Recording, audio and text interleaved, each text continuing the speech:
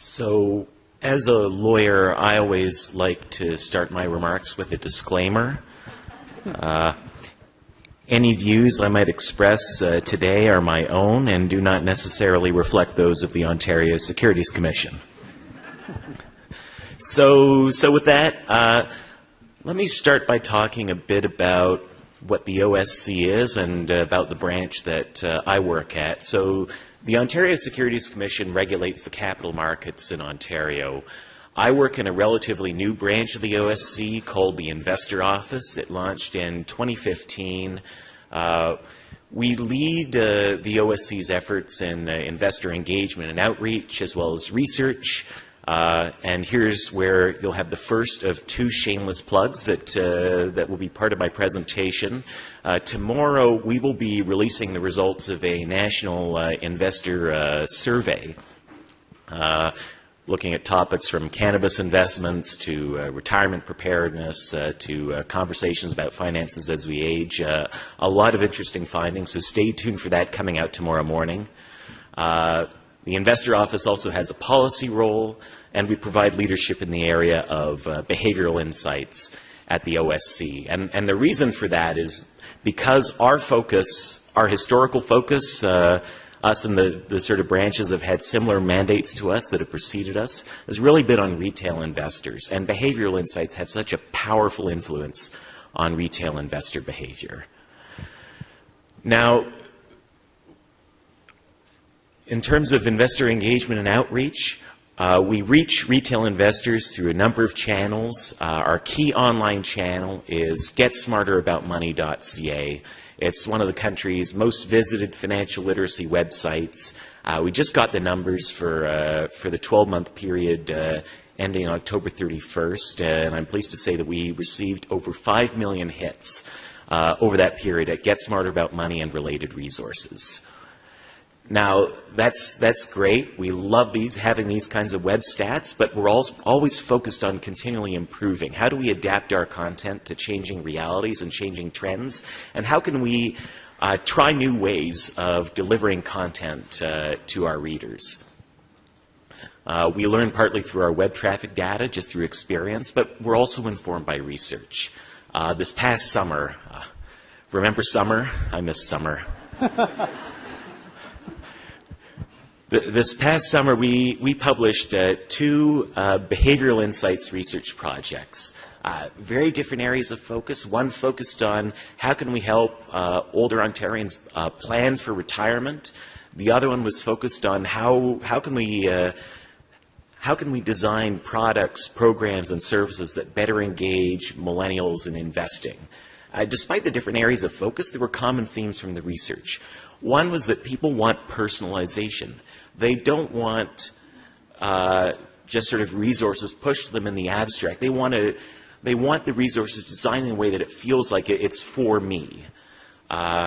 We also know from broader literature that gamification is a great way to increase engagement. So we started thinking, what are some ways we can apply that to how we present content? Well, looking back to learning from experience, some of our most visited resources are our most interactive, our tools and calculators. And you can see personalization and gamification in there because the output that you get depends on the input that you put in, and you get an answer that's essentially personalized to that person. So we thought, how can we adapt those elements to help promote some of our just sort of written content on concepts relevant to people as they invest. So our target was our resources on behavioral biases and heuristics. We had a lot of resources on different biases that influence investor behavior, but it's presented in the abstract. So you're counting on people to come in wanting to learn about biases and heuristics and how they might influence their behavior. But we know that we face a couple of challenges with that. First, there are tons of biases and heuristics. It's overload. And second, they're very difficult to explain in writing. They're complicated to understand. So we thought, how can we use behavioral insights to better engage people in behavioral insights?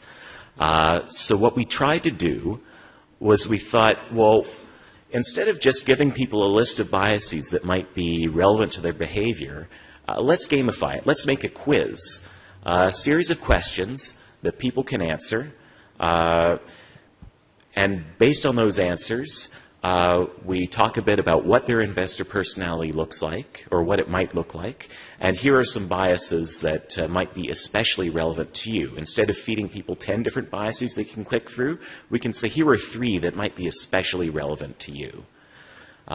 We didn't just make up the quiz on our own. We pulled it, we drew extensively from academic literature. Now, of course, we simplified it, and we made clear throughout the quiz what the purpose of this was, that the idea is not to reach a diagnosis about what behavioral biases are clearly most relevant to an investor, because people's personalities change over time. Their behavior changes from day to day based on how they're feeling. All we're trying to do is start a conversation and get people engaged in the content that we already have. So as I mentioned, it's presented just as a series of questions, one by one. We're measuring, A, whether people take an active attitude towards investing, and they want to be directly involved in decisions, and they want to feel like they have control over everything that's happening with their investing decisions, or whether people take a more passive attitude and they want to rely on other people, rely on an advisor, or rely on friends or family and sort of tag along with whatever advice is top of mind, happens to be top of mind for them in that context.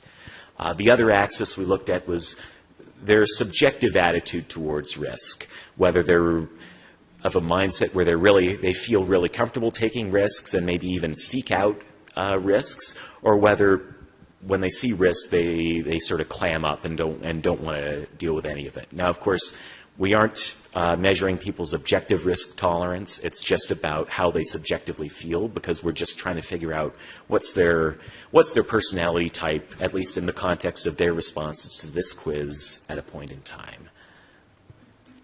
So we sort people into 4 different categories based on where they're placed. And this comes right from the literature that we used to design the quiz.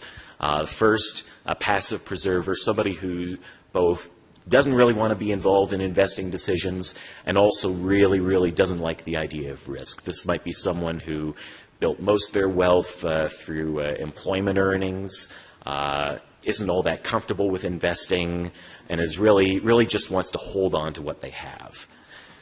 The second type is a friendly follower. They also don't like they don't like to make active investing decisions day to day, but they're influenced by trends. These might be the type of people who see a headline about a trendy investment and sort of start asking, "Oh, how do I get in on this, and how do I avoid missing out?"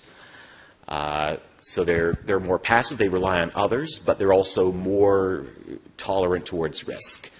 You have your independent individualists, again, sort of lower risk, might resist following a financial plan, but more of an active attitude towards investing.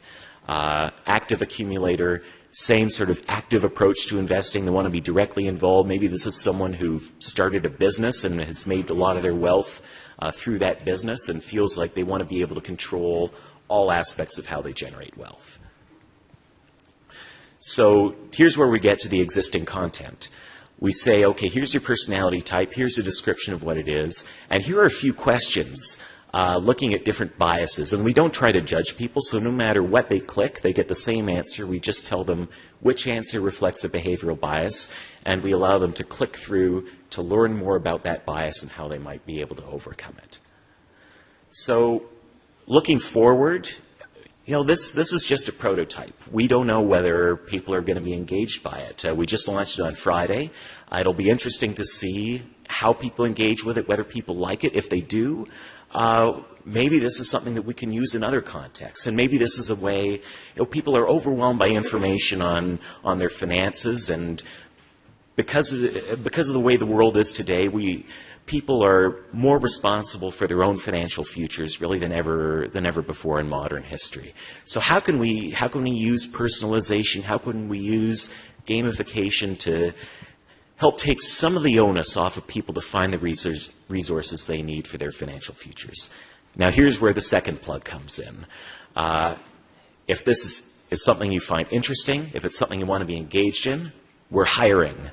We're hiring a new senior advisor for behavioral insights. Applications close Friday. If you want to be involved in designing our behavioral insights research agenda, head to the OSC website and fill out an application.